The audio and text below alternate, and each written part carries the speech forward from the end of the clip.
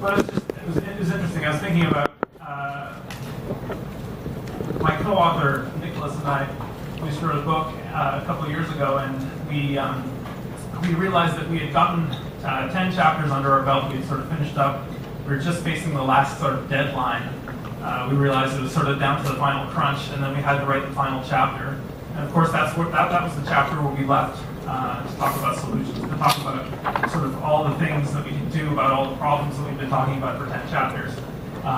So we had 10 pages to sort of crunch in all these things, all these great things that we think, all these ideas that we have for how things could be improved.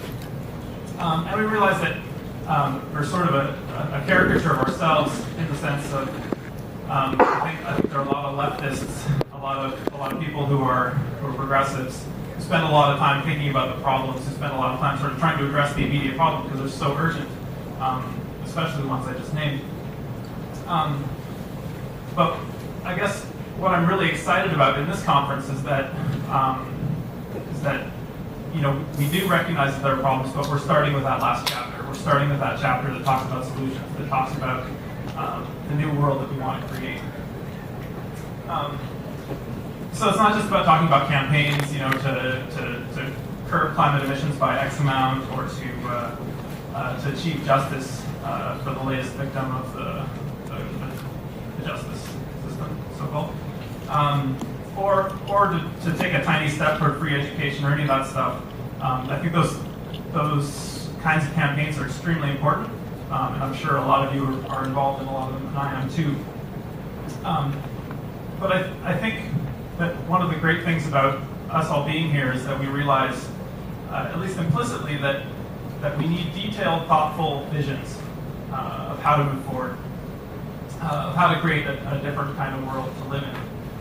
Not just these sort of immediate campaign goals, but profound changes, and that involves really being able to see how we're going to do that, and how we're going to set things up to do that.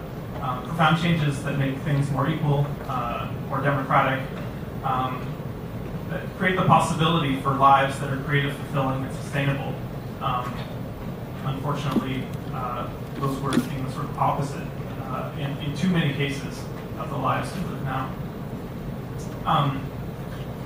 I think what's interesting about starting with this chapter, but also holding those problems in view, is that if we have a vision, especially if we have a collective vision,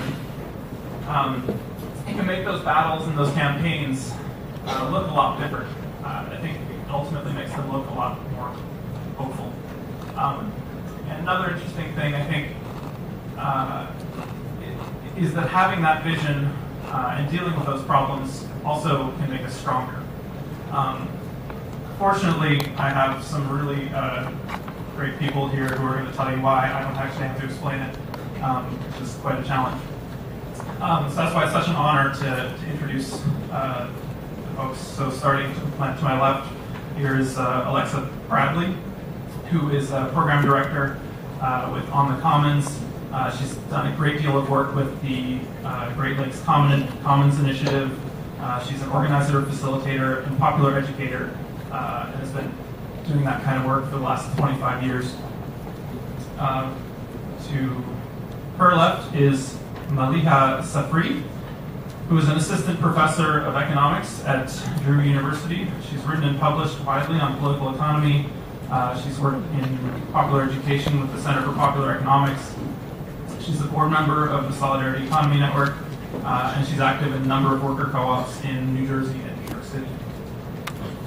And finally, at the other end of the table is Ed Whitfield, who is the co-founder, co-managing director of the Fund for Democratic Communities. He's a longtime activist. He started in the 60s at Cornell. He was the chairman of Greensboro, North Carolina's Triad Minority Development Corporation for 9 years. He initiated the Southern Grassroots Economies Project and their annual conference, which is aimed at developing a cooperative economy in the U.S. South. And he has visited and studied the evergreen co-ops in Cleveland and also with Mondragon cooperatives in Basque Region in Spain. So if you give them all a big round of applause.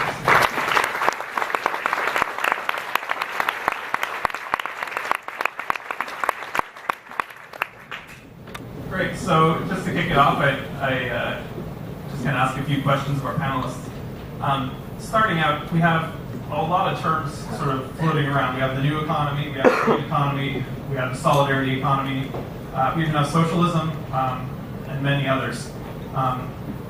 So I was wondering if each of you could talk about how you orient yourself with these kinds of terms, how you define them, in terms of the work you do, and what's important about that. So we'll start with Alexa and move on that one. Yeah. Does that work? Okay. Good evening. Hi, everybody. Hi. What a great group. My name is Alexa Bradley. I work with On the Commons, and I'm an organizer there and do other things, as mentioned. In terms of the evening tonight, I wanted to just say a couple things before I get into the specific work that I do on the Commons. And part of it's just so exciting to see all of you here. Such an important weekend. And there's 3 words I was thinking about as I was coming here that feel like they're really important for us as we embark on it. And one of them is aspirational, another is humble, and the other is creative. And aspirational, I think, has been really adequately laid out. This is a place for huge dreams, and it's really great for all of you who came here ready to actually imagine big solutions, because obviously we need them. I don't really need to say a lot more about that. Humble. Humble because in my work, in my view, the new economy is actually not new. It's actually something that for most of human history, people have lived sharing resources communally. And if you went to any indigenous community in the world, many rural communities, poor communities, working class communities, people still have aspects of communal forms of resource sharing, co-creation, co-production, cooperation. Many of you know that from the communities you're from. I think that's just really important. There's a lot we can learn, and it gives us a lot of allies, people that aren't in this room, maybe aren't even in this country, but who are very much dedicated to the kind of sustainable economic realities that we know are needed. So that kind of humbleness is really important. And then creative. Just like the revolution will not be televised, the new economy will not be televised. There is no handbook, there's no template, there's no one organization. And that you are as much the new economy as anyone up here or anyone else in this room or elsewhere in this country or city.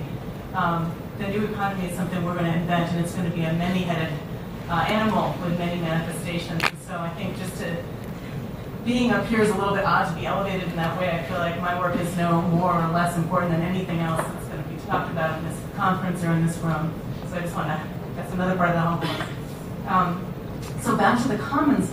I actually think that the Commons is at the heart of any kind of new economy or long-standing communal economy.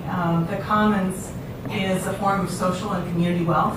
It's something that, or anything really, any resource that's shared and taken care of and protected and passed on. So you can think of those commons as things that are really, really small, like a community garden, a library, a tool share, that sort of thing, or very large, water, all of the human genome, seeds, biodiversity, Wikipedia, open source software, sort of our collective cultural knowledge, the polio vaccine. I mean, there's any number of things that are in the body of that which is all of ours and must be taken care of. Commons can be created, so obviously some of those things are human creations, others are gifts of nature that we have, or other generations left to us. I think the most important thing with the Commons, and really why it sits at the center of a new economy, is it is a form of wealth that is often not a transactional form of wealth, but a form of wealth from which our own survival and livelihood depends. And so part of my argument would be that we would have to recognize that in order to have any economy. And one choice in recognizing that is to have a solidarity or social or responsible or sustainable economy.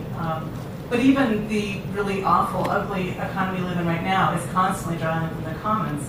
Unfortunately, it's often doing that at the expense of all the rest of us commoners. So I would argue that. And I think that's just an important thing with the Commons is they exist. And that's something that I think that all of us have to take in very deeply, that what we're proposing here is not a utopian idea. We might get accused of that, but it's not. The Commons exist, and they have sustained people for and millions of people for many, many thousands of years. And so what we are actually proposing is both something radically forward-looking and at the same time deeply rooted in a strong history and tradition. So I guess I would start with that in terms of the commons and why they're important. I'm happy to say more about them as we go along, but why don't we just say a little something and then we can get into more of a discussion.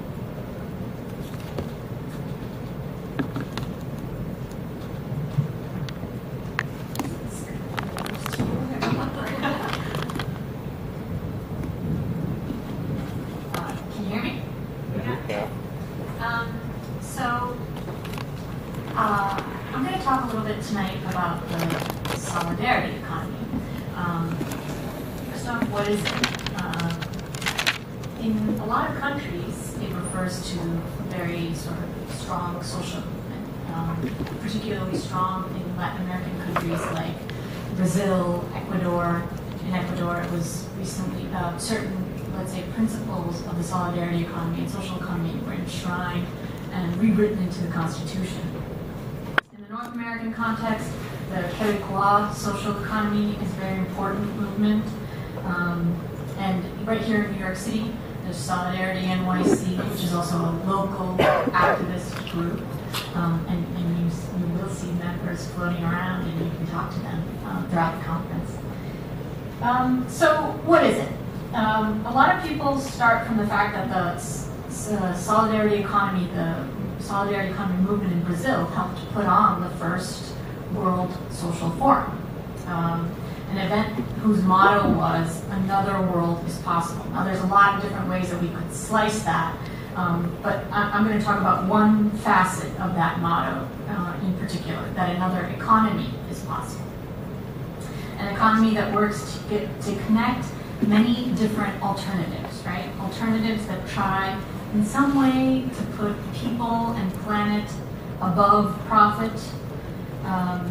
We could think about different sectors inside this alternative economy.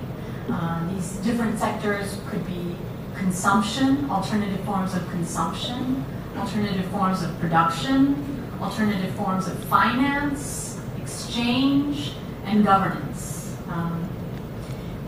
So under each one of these big, let's say, categories, consumption, you can think about particular institutions and forms that might belong in that category, right? One form that lots of people could identify are food cooperatives. Right here in New York City, we have a local kind of famous institution, the Park Slope Food Co-op.